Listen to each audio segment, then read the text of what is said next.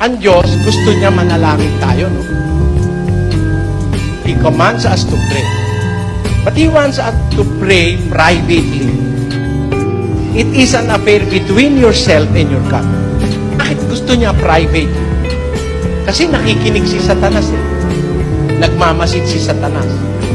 Kung nananalangin ka privately, walang maririnig si Satanas, hindi niya alam yung hinihingi mo sa Diyos, hindi niya alam yung balak mo. Wala siyang mailalagay na hindrance. Hindi naman kasi alam ni Satanas yung nandito eh.